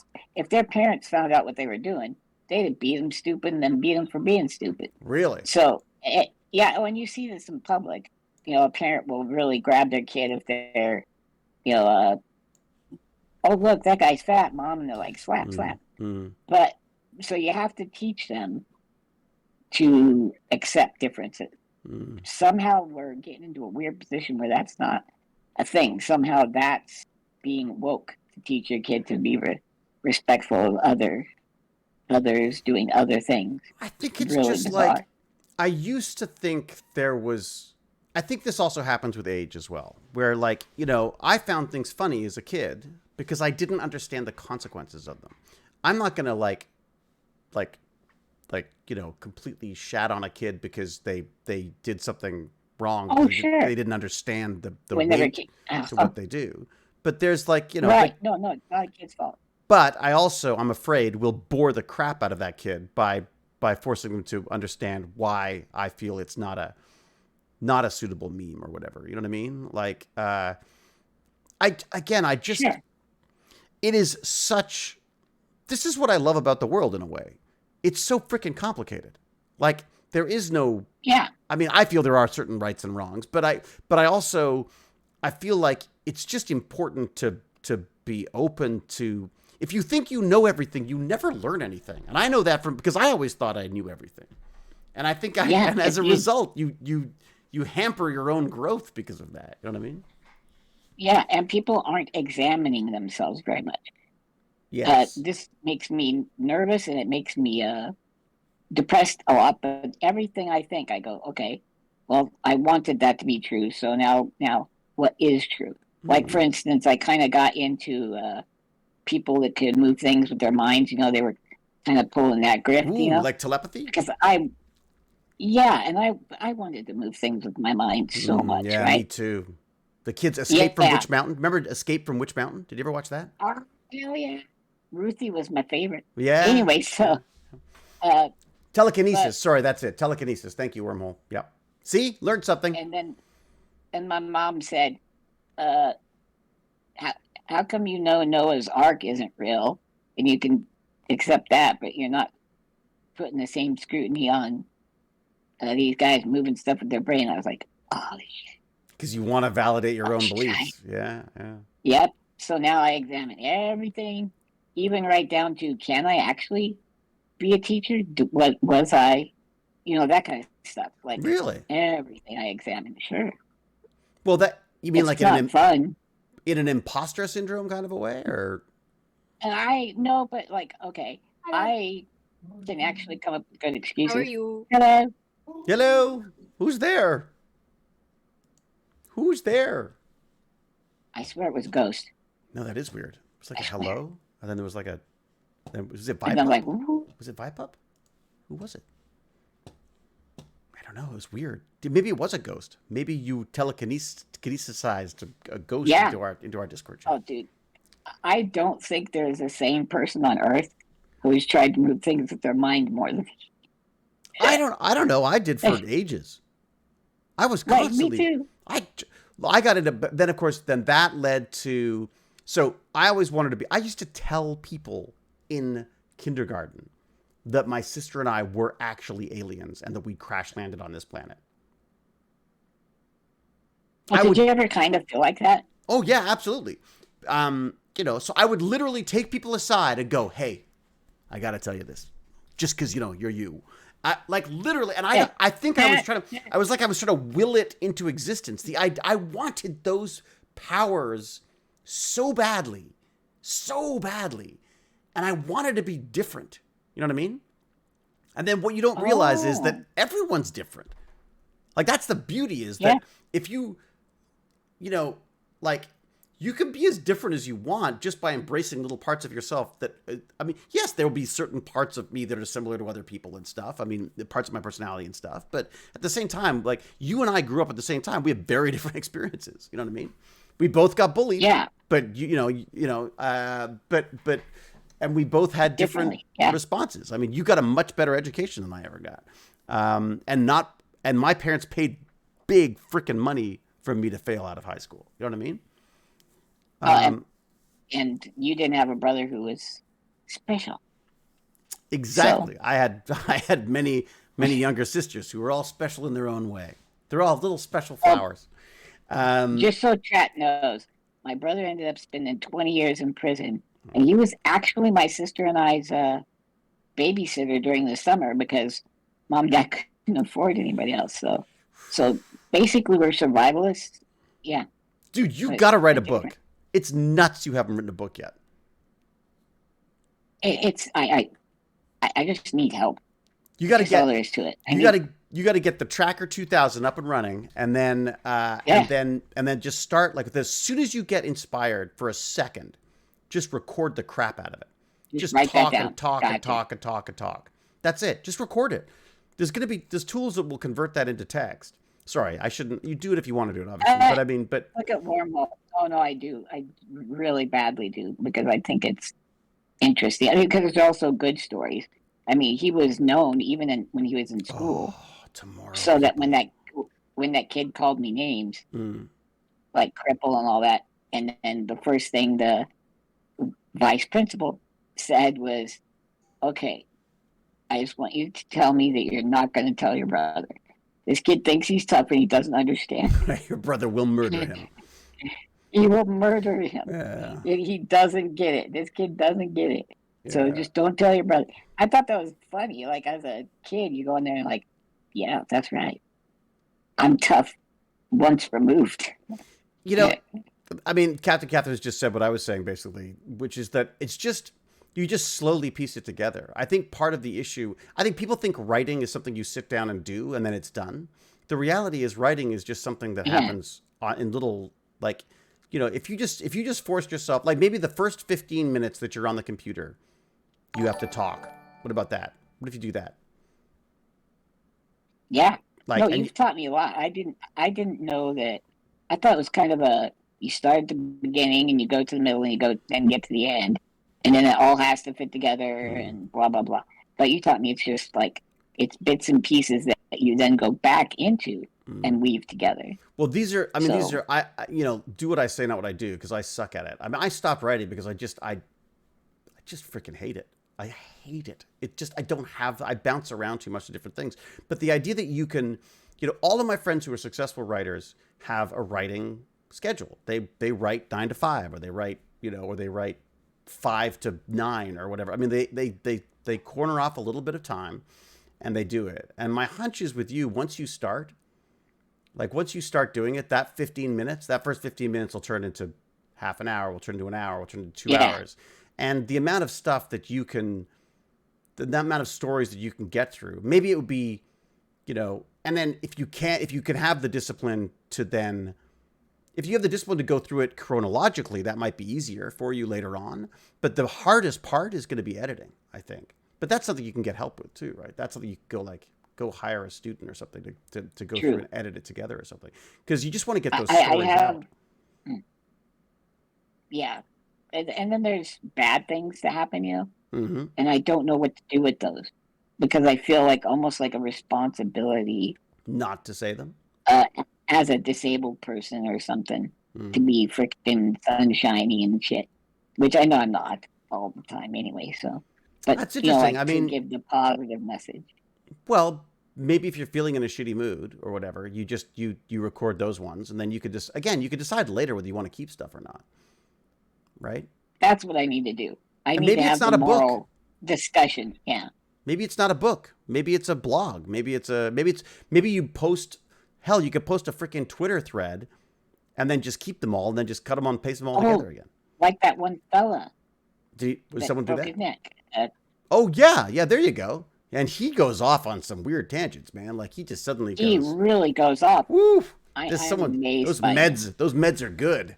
Yeah, he's an odd. I mean, My Beautiful Laundrette. I remember seeing that as a kid, and it was just what My was beautiful what? My Beautiful Laundrette was the first thing that I'd seen of his. It was a book that was turned into a film by the Brits, and it was just a beautiful. It was Daniel Day Oh, Lewis's I've first never film. read anything. I think it was Daniel Day Lewis's first film. I think was My Beautiful Laundrette, and he played this. Back in the 80s, early 90s, he played like a gay punk guy, and of course, that was incredibly risque. That was like the end of your career, Yeah. basically, right? Um, what was I going to say? Yeah, I mean, look, I also don't want to guilt you into it because the reality is, No, nobody. No, there no, was a no. I great want writer. to so bad. There was a great writer who said, write or don't write, but don't beat yourself up for not writing if you don't. Right? And I just think that's like, Interesting. I just think that's a good point. And I found that I feel like when it becomes too much and you need to do something about it, you tend to do something about it. Like when I have to write something down, whether that be because of a deadline or because of a requirement of something, I mean, then when I'm forced screaming and clawing to do it, I will do it. But or when I'm incredibly inspired about something, perhaps. But it's See? there's no point in forcing it if not. But there is a point in trying to get into a regular pattern. Like you can spout just absolute garbage for 15 minutes if you need to, but my hunch is you probably won't. And what? So you spout nothing so you babble on for 15 minutes about something, and then you cut it down to 2 pages or a page or a quarter of a page. Who cares? At least it's a quarter of a page more than you would have had if you didn't, right? Captain Catherine actually came up with an idea like you had earlier, which was you and I speak and then write down, or not write down, but just keep those VODs and then perhaps have those converted into text. Yeah, I mean that's absolutely another way of doing it. We could do the Gimpy G tapes, the Gimpy G files, where you just sit down and work your way through it. I mean, we could try to do. I could try to. I mean, my only issue is this: I am one more reason why you won't do it. Like if I'm not available. I see. If you're not available. Like yeah. I want, like absolutely. I just gotta do it on my own. I so much want to. I would happily do that with you. I'd love to do that with you. Frankly, I'd like to know a lot of these stories. But at the same time, I worry that me going off to do a film in Winnipeg or whatever, if that now goes to you, like, oh great, so when you get back from Winnipeg, I'll start doing my thing. Then I suck because I'm not helping you at all. You know what I mean? Sarah. Like you call Sarah. There you go. Call Sarah. Good. Yeah, take its time. That's it. That's exactly it. But maybe when you aren't available, he could do it with someone else. Yeah, that's true. I mean, look. True. Give a G. Why don't when you start streaming? Why don't you just That's when you could do your stories. That's when I wanted to be a little more salty than Tech Bandits. That's what I wanted. Well, and this is partially my own, Tech Bandits is a weird combination for me because I feel like I've definitely strayed from my original mission with this. Mission's the wrong word. I feel like I just want to be able to talk about cool stuff in a way that people can take an interest in, whether they be, and I truly mean kids of any age at this point. You know what I mean? So yeah. And also I'm not good at that stuff. I'm not good at the really edgy stuff. It makes me uncomfortable. I'm British. I feel uptight and a little conservative on these things. So I could do it on your channel for sure. I could be a part of something you're doing. I don't feel like I can initiate that. Like I don't feel, I'm an actor, so I take on what other people are doing. I react to what other people are doing, but but at the same time, I don't feel like it's not my style, if that makes sense. I think I am a child at heart, and that probably is probably better for my own stuff, if that makes sense. You know what I mean? Yeah, but we can say, okay, today, David, you are the guy from what was it? Cemetery Rats. Yeah. There you go. That's it. I just scream a lot. Okay, then. Yeah. I feel like the community center is still pretty close to the original mission, but I also really love this community and so glad we have it. Yeah, well, thank you, Captain Catherine. Yeah, sorry, the Tech Bandit stuff goes on beyond this for sure. Absolutely. Like we're doing community center stuff. We're working on some escape room stuff. I'm hoping. We've got the McCordics the fabulous William J. McCordick Ooh, School. how long do you have on that? I'm delivering, just to fill everyone in on what's happening. I said to my wonderful friends who run McCordick, the school for kids with developmental and physical disabilities, I said, how can I help? What can I do? And so we ran through a whole bunch of ideas, and then I was like, what's the simplest thing I could do? Like just to start, just so I can start doing something. And they said, well, you did a couple of these little videos that was like a theme. We took a theme, and I would cut together a whole bunch of YouTube videos that I would download off the internet, and which could never be shared because it's all copyright infringements. But because it's just internal to the school, I cut together a little show reel for them of different YouTube videos that I felt spoke to the content that they were talking about. And so they said, would you do another one of those? And I said, yes, of course. What's the next topic? And they said, well, it's, we're changing seasons. It's spring. Maybe we could do seasons and the weather. And I was like, fantastic. So I grabbed a whole bunch of stuff, probably too much. I got to cut it down. And I just thought it'd be really fun to intersperse that with real people. I mean, ideally kids, I suppose, because these are kids. But certainly Lance. I mean, I've asked you already, but of saying, what is your favorite season and why? But what is your favorite season and your favorite weather and why? And like for me, it's like maybe not my favorite weather, but I love clouds because clouds could be anything. It could be anything from a tornado to a hailstorm, to a rainstorm, to just shading, cooling me down in the sun of the summer. I mean, clouds have so much possibility and options to them that I'm a big fan of clouds. And my favorite season would probably be fall because I also love the dreary, rainy weather. That's that kind of stuff. Well, and once you become a certain size, heat's a problem. It's dissipation, true. It is true. When you become Jabba the Hutt-like in scale, you become a giant sweaty mess of an alien. It's true. Yes. Right. Good. So when the weather cools down, it's like, oh, that's and nice. I was speaking about me, not you, obviously. Of course, naturally. I am as svelte, and my days at Denny's. Oh my God, I'm going back to Denny's. It's my Denny's days. Did you see my meme of you? I did. My happy look, my happy lost look. Find someone who looks at you the way David looks at a Denny's. Plenty of clouds here, David. Noisy, flashy ones. Oh, good. I like noisy, flashy ones. Hey, Vipup, what's your favorite weather? I think he was talking to his dad. Oh, was he? Oh, okay. I don't know. But answer anytime, pal. I actually have to go to get some chow. I was muted. What did you say? Chow, baby. Okay, Wisnik, sorry, we're just gonna say goodbye to Gippy G, who's got to go eat something before he stops making sense or less sense. Yes, true. Bye, everybody. All right, Lance, have fun, buddy. We'll talk soon. Hi. Vipup, I was asking because of this thing I want to do with McCordick. What is your favorite season and weather, and why? I'm gonna say fall because it's cold and hot at the same Right. time. That was my choice. That was my choice was fall as well because I like the rain. I like the rainy days. And what about weather? Rainy because I am a gamer, so I can just stay inside and play. Oh, really? That's your excuse to game? It's like, oh, it's raining. I can't go outside. Yeah. Nice. Okay, so that's good though. That's a good answer. All right. I might, if you don't mind, Vipup, I might clip that and put that in my video. No, you can do it. Yeah, all right, I might do that. I'm not an orchid. I like it hot and humid. I'm like an orchid. I'm an orchid. I am an orchid. I see Sarah Owen is actually an orchid, and I am obviously someone who can read. I'm an orchid. I like it hot and humid. Really? Oh God, hot and humid. I like a little bit. I like Toronto because I get every type of weather. I feel there's not enough spring and fall here. It tends to leap from summer to winter and from winter to summer. I find here. I love England, especially Warwickshire, because you get it's kind of like fall all year round. Denny's shakes. Mr. Clean Tracy, I've never had a Denny's shake. I didn't even know they had shakes. I mean, I did know that, but I didn't think of ordering one. I may have to order a shake the next time there.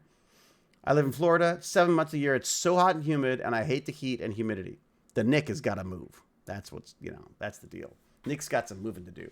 All right, I got 15 minutes. And I have to keep it at 15 because I got my dad coming. But I do want to go through and check on a couple of things in my little newsletter of awesomeness. Oh yes, there's a John Oliver video on AI, which I really liked. I like John Oliver generally, anyways. I wasn't sure at first, but I and he brings us some really neat stuff. But so go check out John Oliver on AI. You'll be able to find that, no problem. The thing that came up that was interesting to me was this thing called the black box problem. This is a neat problem because the black box problem is that AI takes these massive amounts of information, right? It has these massive, what are they called? Large language models. These massive models of information. And then it spits out an answer based on that. We don't know where it's got that answer from. Like, that's what's weird. I mean, I'm sure you probably could, but it's very difficult to pinpoint exactly why an AI got the right or the wrong answer. Because it's so impossibly complex how they figured out and what weights and balances and all that stuff that it's applied to the problem.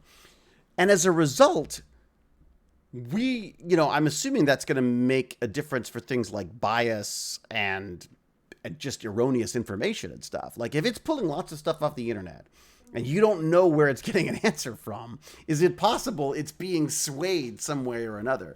Someone else was talking about, I think this was Penn, my friend Penn, was saying that apparently there was a bunch of hackers convinced an AI, she thought it was Google, I didn't know if that was the case, but convinced an AI to give up its secrets. Basically that these hackers convinced an AI to spit out a list of contact information for people that they shouldn't have, which I thought was interesting.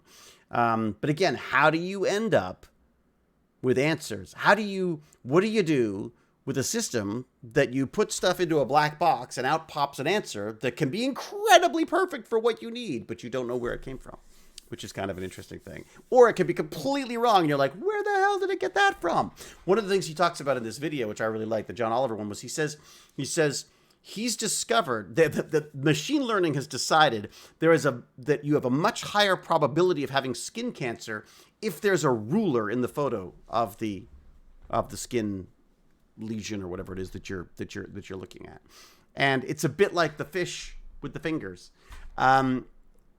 Which I'll explain in a second. But the idea being that because many medical articles will show pictures of cancers and put a ruler beside it so you can see the size and they can track the size and stuff. Because of that, AI will favor images with a ruler in it as potentially more, malignant than benign, which I thought was interesting. In the same way, they discovered, for example, they're like, why the hell, when there are pictures of fish, is my model looking for fingers, human fingers? And it's because the fish that they were looking for tended to be a trophy fish and was held up like this by fishermen. So there are fingers in the shot. So they go, there's a very good likelihood that if there are fingers in the shot, this is a trophy fish, and thus the fish we're looking for. So again, that's something they could figure out. But when you as these models get larger and larger and more complex, and the algorithm becomes more and more difficult for a human to comprehend, it probably already has surpassed us in how complex these things are, and we will not know why it's come up with the answers it's come up with. And that black box is a problem that they want to solve. I was saying, why don't we have AI solve it? Like, wouldn't it be smart just to have an AI? Like, couldn't we ask an AI to look at the answers that an AI gave us and then spit out a reason why it gave us those answers? That's my crazy thought. And I'm sure smarter people than I have already thought of that. All right. So that was interesting. Can't the AI tell why they gave an answer?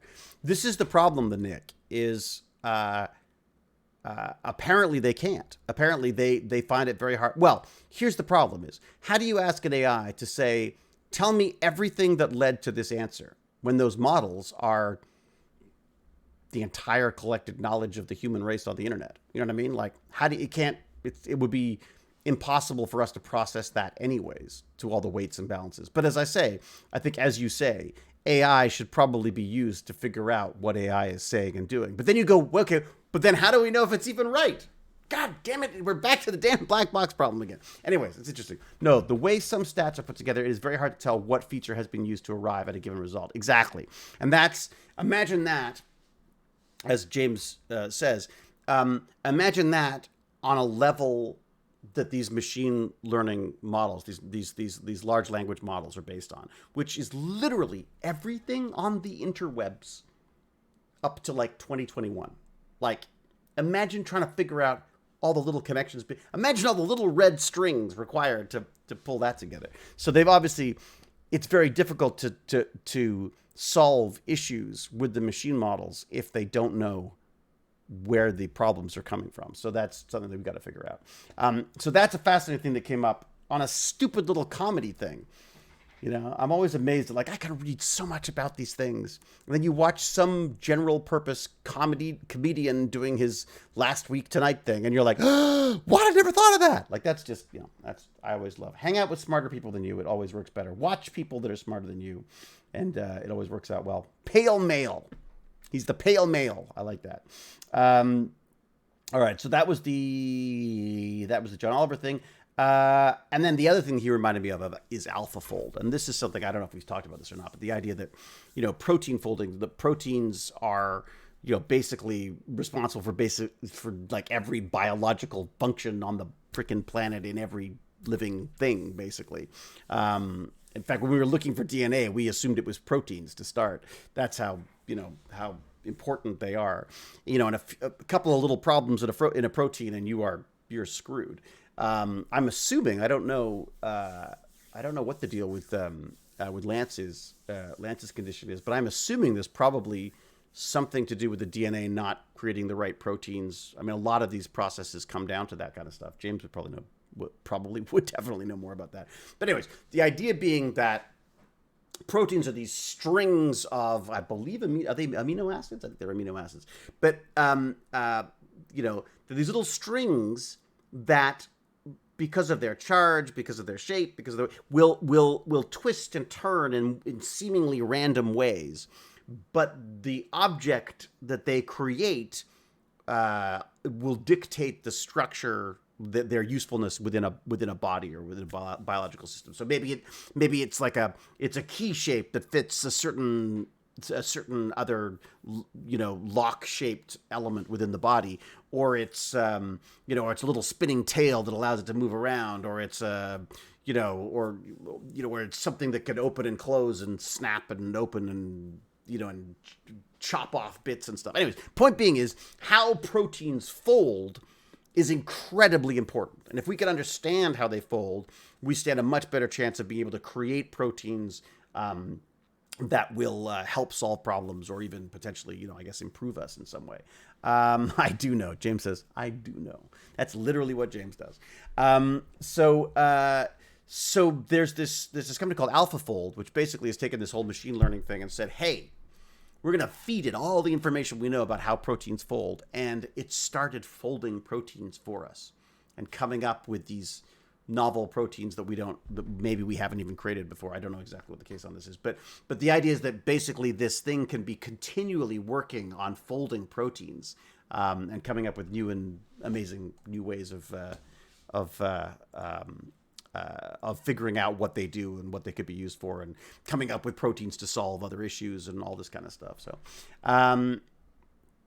oh, there you go. Look at that. Dan Watt is a number 8 contributor to the Rosetta at Home Distributed Computing Folding Project. Oh, wow. My house is really warm. I'm sure it is with all that AI running. Adding AI to aid efficiency instead of brute force billions of iterations could lead to faster results. There you go. Well, maybe they can distribute the AI. Maybe they could distribute the AI computing that way as well. Yeah, they're doing some amazing stuff. I will I'll put their... Everyone should just get the email of Awesome Awesomeness. That's what they should do. But let me just copy this link, copy the link address, and let me post that into our chat so you can see that as well. It's just, I mean, AlphaFold. There you go.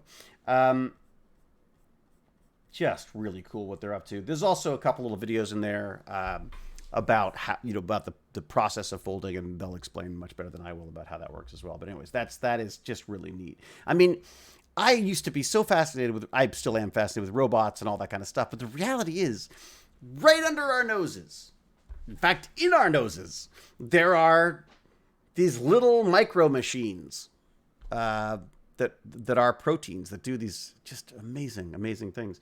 By the way, James, I started back in on that Life on the Edge book, which I'm really enjoying. What I'm now doing is I'm listening to a chapter and then I'm reading the chapter, so that I listen to it and I go like, and then I read it and I go, but at least I've read it. I've got it twice in there. So I feel like I'm getting a little bit more out of it than I was before, but it's taking a while for sure. There's a lot for a poor, silly TV genius to figure out. You literally asked the question at the same time. I have not finished it yet, but I think I'm on the third time through chapter 6, I believe, at this point. We've done Finding Nemo, and now we've moved on to scent, the potential quantum science behind scent, which is just absolutely fascinating. Anyways, so hopefully, I am hoping to get to get through that more. I'm trying to commit to it more because it's something I want to talk to you about. But it does remind you of SETI, yeah. Except we're not looking for aliens. We're looking for folded proteins. I was calling it protein origami. I can't say origami. Origami. Are we talking about cells? Not cells. This is what's happening like within the cells, if that makes sense. I believe would be the more accurate way of putting it. Like the organelles and stuff? It's like the things that make up the cells. So like the cells, like the things that make the cells look the way they are can be proteins, like scaffolds of proteins that have, are just shaped a certain way with little, maybe they've literally got like little scaffoldy bits that all like link together and hold up the cell, or they make up all the parts that create the organelles and pump things in and out of the cell and stuff. So they're basically like is it the Lego blocks? Could it be Lego blocks? Here is a great video I helped make about it from the fine folks at Kurt. Oh, Kurtzgesagt has got one. Oh, fantastic. Okay, great. Thank you, Elisa G. LG. James, am I right in saying that? Is that right? That these are kind of like the little Lego machines that make up everything within the body? That like a cell is made up of these. Every living thing proteins? Has cells. Yes. What I understand. Yeah. That makes sense. Yeah, that we're made up of a bunch of cells. Let me just look up what is a protein, just as a basic understanding of it. Protein is made up of 20 plus basic building blocks called amino acids. Because we don't store amino acids, our bodies make them in 2 different ways. I don't want to know that. I want to know what is a simple definition of protein. Here you go. A molecule made up of amino acids. Proteins are needed for the body to function properly. They are the basis of body structures, such as skin and hair, and of other substances such as enzymes, cytokines, and That's the simple one? There's got to be a simpler way of saying this. They are large, complex molecules that play many critical roles in the body. There you go. How's that? But that means they're smaller than cells. I think I'm right when I say that, aren't I? I mean, like they're smaller than cells. Yeah, you are mostly made of proteins. Yes, there you go. But proteins are smaller than cells, right? The cells, they are what make up the cells as well, right? As well as cells exchanging these things, they're also made up of these things, are they not? They're not simple. It's true, Nick. It's not simple at all. It's not simple. It's weirdly simplistic, and yet it's like this. It's this incredibly complex system built on very simple principles, if that makes sense. Well, and this, this is the whole quantum thing which we're talking about. Proteins typically are much smaller than cells, but you can get proteins that are really, really, really long. Oh, really? Okay. Aren't we ugly bags of mostly water? Well, speak for yourself, Nixie Geek. I'm a handsome bag of water myself. All right, let me go back to that. All right, so the protein folding thing.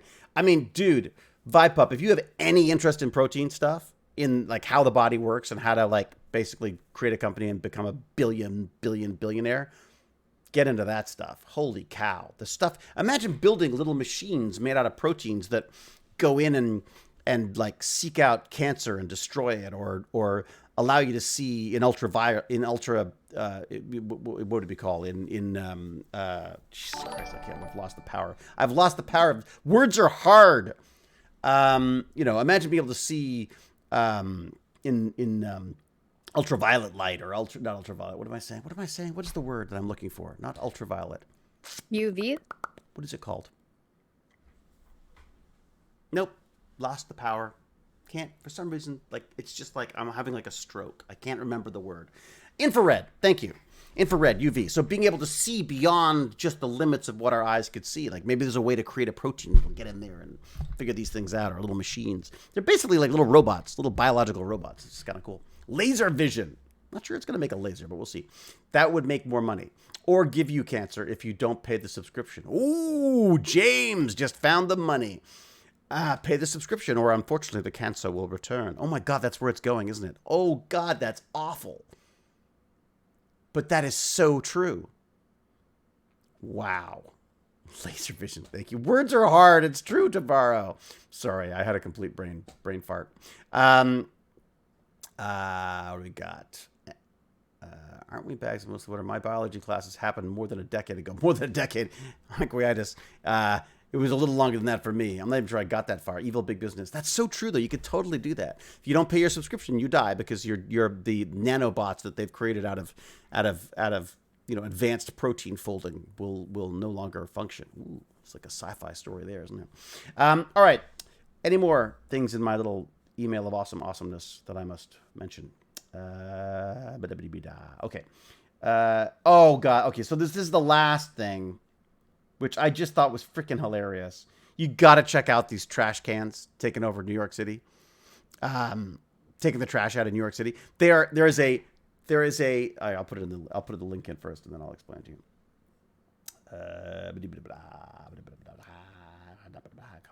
Link address. It's going there. It goes in there. Let's do this. What movie should I show the kiddos tonight? Any recommendations? Ooh, that is a good question. What is good movies? Smile. You want to scare the crap out of James? You out of here? All right, James. Thanks much, buddy. Appreciate you being here, and I will bug you later in the week, probably from Winnipeg, about some D&D stuff. Although I should get back to him about names and things. Okay, yeah. So this is this video. I think you'll enjoy. This is Cornell did this study. They wanted to see how people would interact with robots, and what better place to interact with robots than in New York City? Which they sort of assumed that the New Yorkers would just kick the crap out of these garbage cans. But they're basically like Roombas with a garbage can on top. And they were sort of confined to a very small space, a little parquet type thing that has benches and stuff. And these things roamed around, a recycling and a trash can, roamed around and interacted with the New Yorkers. And it's very interesting to behold, like how people behave to these things and how they either embrace them or, there's a few people who are just like, that's creepy. And they were like, wanted nothing to do with it. And it picks up litter. There you go. They're your modern Cylons. That's it. Yeah. That's how it starts. It starts with a trash can, and then it becomes a Dalek. Dalek. I always thought there was an R in Dalek. Dalek. That is awesome if it picks up litter. Yeah, it does pick up. I mean, that's the whole thing. It's literally just a garbage can. Like, it's an open, regular plastic garbage can that's been stuck on a bunch of wheels. A little Roomba thing. It's not a Roomba, but it's the equivalent of a Roomba. And it just autonomously moves around. It's got a little camera on it. It sees someone drinking a pop, and it just sits there and waits for them to throw it in the recycling. It was just kind of fun. I mean, I don't feel like recyclate. It's a very good point, Neuromancer. Neutromancer. I just thought it was a wonderful concept that they weren't trying to create the perfect garbage can or anything. They just wanted to see what human machine interactions were like, especially in New York City, where you would think only the worst. And I'm sure eventually someone would have destroyed them, but or maybe they would have destroyed us. But I just thought it was cool. There you go. Oh, it's 2:02. I promised myself and everyone else that I would be off by 4:00, so I will do that. Not sure if you heard, but the latest South Park episode was written entirely with AI and is about ChatGPT and written by ChatGPT. Okay, I'll check that out. I'm skeptical, but willing to watch. I'm sort of, I'll tell you, one of the things that John Oliver goes into in that video is that he says, like, he's kind of sick of news reporters saying, like, and this was written by ChatGPT. It was written by an AI. So, you know, I feel like we gotta move on beyond that.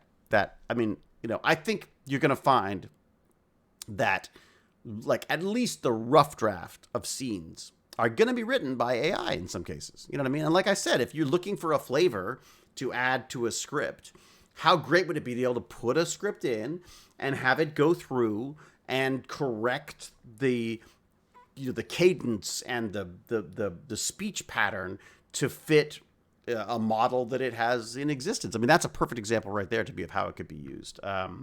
You know, God help us with the science stuff, because I suppose you could say, write sciencey stuff here, and then out will spout, you know, pages and pages of dialogue about you know, sci-fi technobabble stuff. So else it will take you out to the trash. Thank you, Captain Catherine. All right, get out of here, everybody. They even credit ChatGPT in the credits of the South Park episode. Oh, good for, I mean, yeah, good for them. Good for them. All right, gotta go. I will say to you, thank you, Vibe Pup, by the way. Thank you for being here. Thank you for maple syruping us at the beginning there. Give you a second to jump in if you want. But I was thank you muted for on being Discord. here. Whoops. Gimpy G, of course, for being here. Thank you very much. Can't wait for him to get his channel back up and running, and to join him in his streams of chaos or whatever he's going to do. I will be off to Winnipeg again later this week. The next Wait, does he have his stream face we gaming do, thing back? wow, I may have to do it earlier next week, and I may have to do it from the hotel again. So I got to figure out that stupid Mac audio issue. So I'll have to look that up. And I will say, be safe, be kind, be brilliant, and until we geek again, cheerio and huzzah! Thank you very much, everybody. Go check out the email of awesomeness over at techbandits.org. Huge thanks to Cal. Huge thanks to James. Bye, everybody. We'll talk soon. Bye. See you in Winnipeg. Wintry Winnipeg. It's so cold. Can you hear me?